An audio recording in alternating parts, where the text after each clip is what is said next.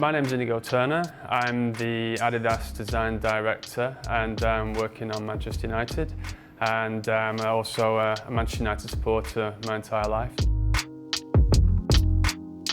What we do is each season we work with a team of designers. We also have a team of marketing people, developers, and our responsibility is to shape, look and create the products for the new seasons and create new and exciting ones for the players to wear, for the fans to love and for the fans to wear, and the new icons going forward. So that's our challenge, and one which we love to do year on year. I'm in a big family, so I have 5 brothers and 2 sisters, and everyone was a United fan, so we were a red family, so I didn't really have a lot of choice, I would say, in the master sort of at that age.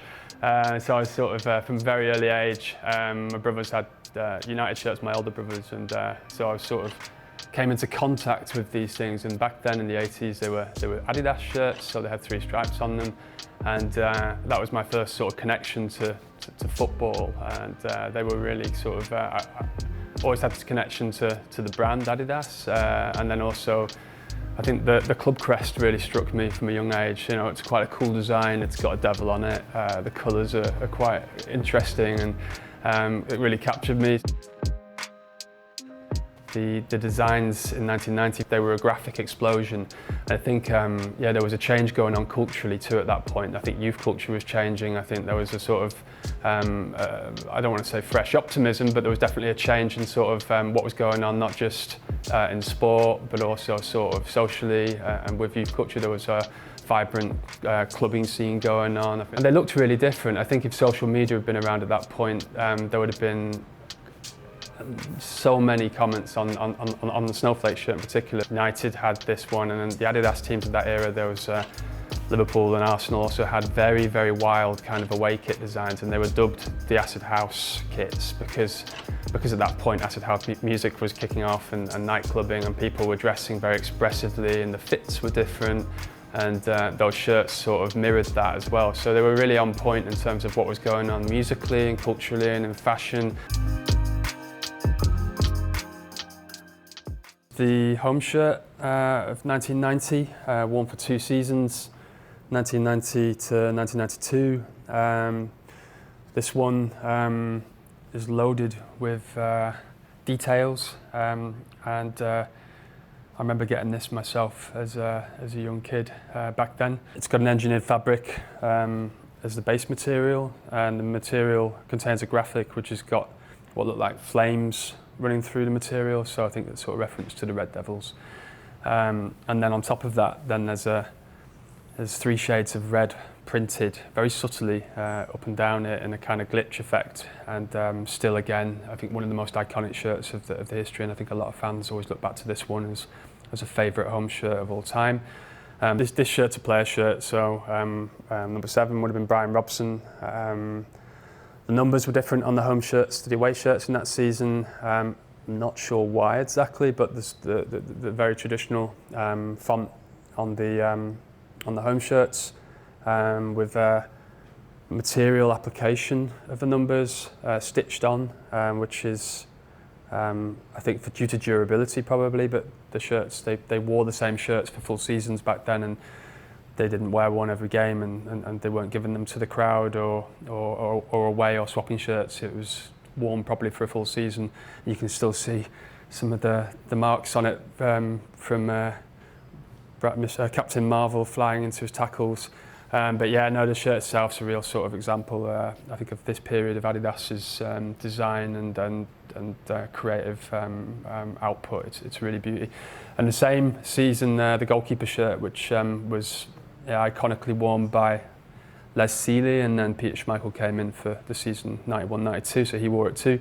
It's the same graphic as the home shirt and the same material, but played contrast, so even more loud and even more expressive of that era and that sort of design language. I think like the patterns are really, really bold, and yes, just really iconic. Both shirts sort of sit together really nicely and harmoniously, and were really unique and strong visually for the season.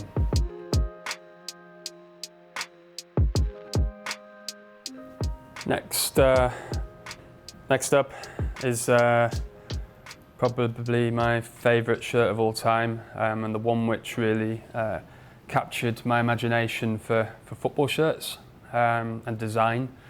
It's instantly recognisable. It's been referenced many times over the years since, and there's I think at the time was a bit of a divisive shirt, so if we'd had social media back then, you would have had a lot of comments around this one, and I know it was even back then a bit of a split on how fans felt about it, but it really defined the era and the look. And I think when you see a crowd shot of that season, or the seasons 1990-92, you can see this shirt being worn by the fans, and it's so visually different and unique. The graphic itself, it's called the snowflake for obvious reasons. Has this pattern running through it, which looks very much like a snowflake. Also looks a bit like an M, so we were always like, is it an M for Manchester? We don't know exactly the answer because we don't have the, we haven't been able to track down exactly the designer of that shirt from this period, but it's certainly very uniquely Manchester United, and the print obviously runs as an all-over print. Has fantastic collar detail with the flat knit rib and then the colour brought in. Again, typically the raised flock for the sponsor. This one's a player version, so the embroidered logos, club crest. Also very rare, long sleeve, and the numbers of that season as well. This was number 6, so probably Gary Pallister. Has the iconic Adidas font, a sort of college-looking font with the stripes in the corner, and then the trefoil logo at the bottom in flock in dark blue. So yeah, really absolutely beautiful shirt of that period.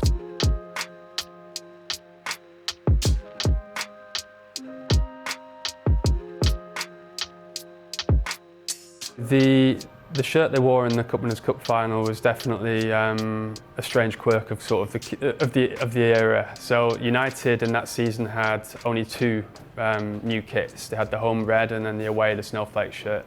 And the snowflake shirt, which was blue and white, 2 quite contrast colours in quite a dense graphic, was probably difficult for UEFA and the referees to say what colour it really was. So was it a light shirt, was it a dark shirt? It's kind of a mix.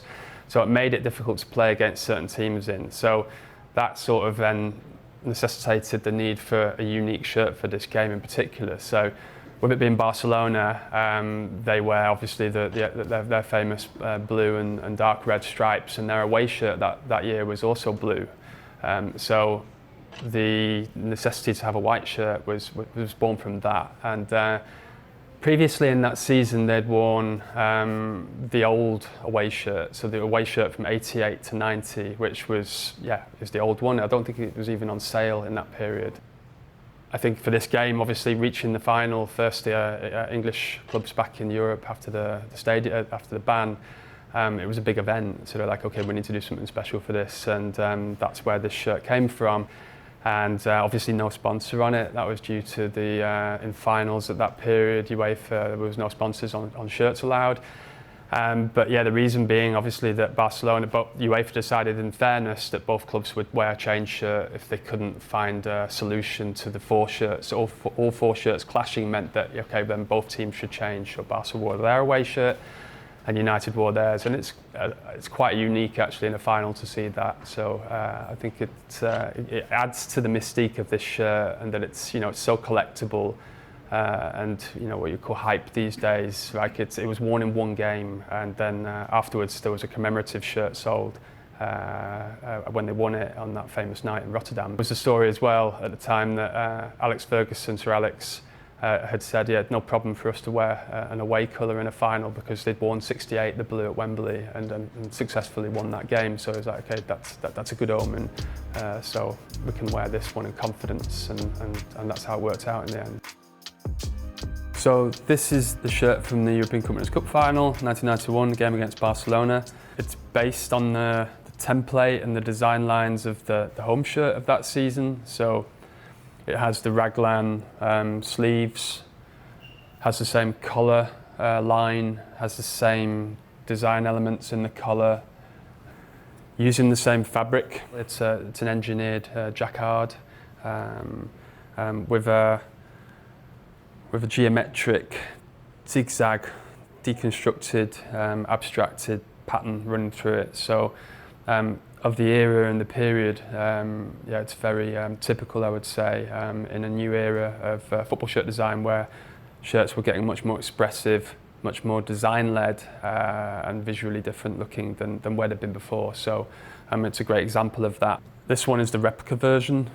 The replica versions were different to the player versions even back then. So the one which you'd buy in the shops has this 3D raised flock execution on the logos, which is very typical of that period. And when you see it now, obviously, I think a lot of people, it makes them feel very nostalgic towards that period. Obviously, on this one in particular as well, it has the commemoration of the game and the fact that United won it. So this came after the event of the final. The difference on the table between these two, though, is that this one doesn't show that it's the winner's shirt because it was the shirt worn in the actual game itself. So this one is the shirt worn by Mark Hughes, number 10. Scored both goals in the final, and yeah, it's a slightly different design to this one we're looking at here. Key difference is the logos. So here they're embroidered, and there are lots of different reasons or theories as to why these ones were embroidered and these ones were heat pressed. Nowadays, when we're doing football shirts, heat pressed is the preferred execution because of less irritation for players, nothing directly against the skin.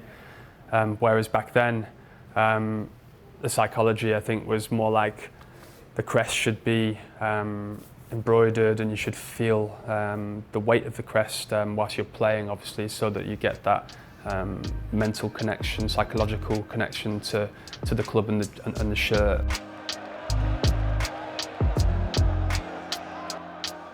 Final itself, I mean, I watched it on TV, couldn't get over to Rotterdam. I was pretty young at that point, and it was just, I watched it on the floor in front of the TV because it was too exciting to be in the seat. So it was a tense game. I remember it was a great game. I just remember it being very, very tight. United had the better chances, actually, if you look back, if you think back, had some good chances in the first half, and then two Brian Robson assists, two great balls, gave us the goals, and Mark Hughes, who, yeah, your big players turn up on those nights, and also I remember, Les Sealey playing with an injured leg after the League Cup final a couple of weeks before, and Clayton Blackmore clearing off the goal line. It was super tense. I remember the last 10 minutes, they were throwing everything at us, and United, yeah, just sort of resolutely held on, and the rain, and then after the game, amazing scenes, right? I think the players were